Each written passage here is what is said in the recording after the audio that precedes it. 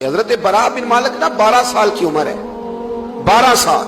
नबी पाक गली से गुजर रहे थे तो दौड़ के आ गए, आके ना हुजूर से चिमट गए और कहने लगे हुजूर कोई हुक्म बताएं, मेरा दिल करता है आपकी बात मानूं, कोई हुक्म हुजूर। मजमा उस ज़वाइद में हदीस, इस एक हदीस के लिए ना मैं को 5000 रुपए की पूरी किताब, पूरी 10 जिल्दें खरीद के लाया था एक हदीस के लिए। प्यारी बड़ी है, शानदार बड़ी है। वह मेरा दिल किया, मैंने कहा जिस किताब में है ना सारी किताब ही मंगा लो।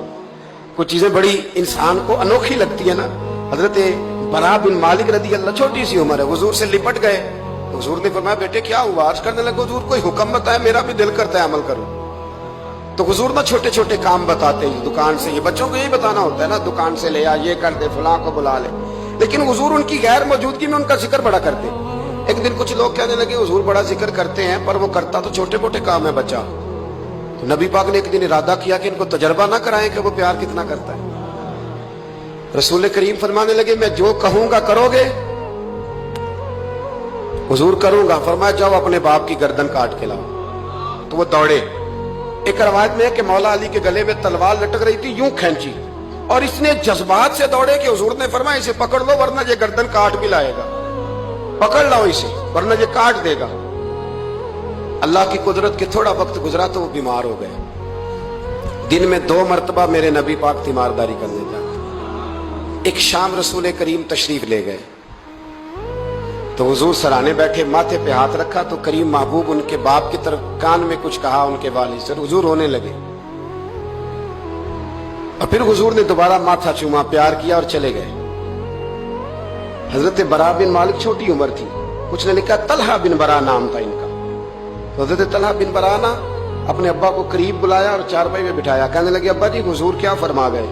कहा बेटा तेरे वाली बात नहीं। कहा नहीं बताइए।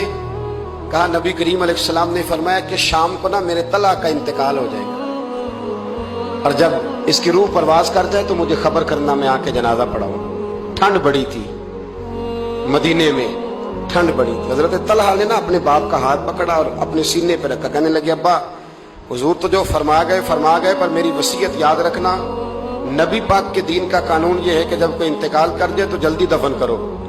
इस तरह करना, रात का वक्त होगा,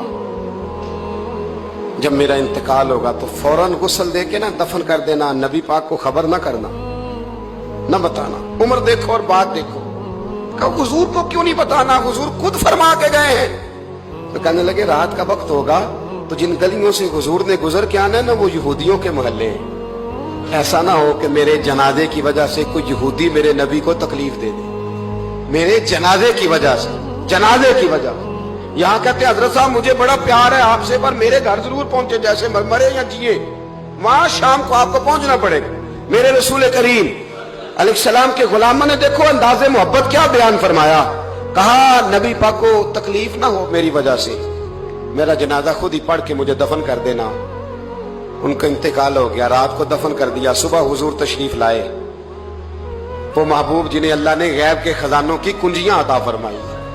फरमाया बताया क्यों नहीं? मुझे बताते मैं खुद जनाजा पढ़ता, मैं खुद ना कबर मेरी ते मेरे अपीरा जे कर पावे फेरा, कबर दे अंदरों हड्डियां उठ के मुजरा कर सन तेरा।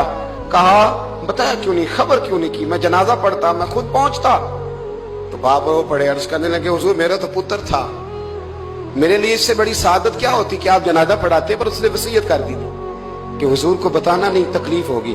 नबी करीम फरमाने लगे बताओ मुझे उसकी कब्र कहाँ है। और यारो गौर करना, सारी दुनिया गुंबद खजरा रोज़ा रसूल पे और नबी पाक एक गुलाम की कब्र पे तशरीफ ले गए। खुद नबी करीम गए और आज हुजूर ने दुआ अनोखी फरमाई। फरमाया ऐ अल्लाह जब मेरा तलहा तुझसे मिले ना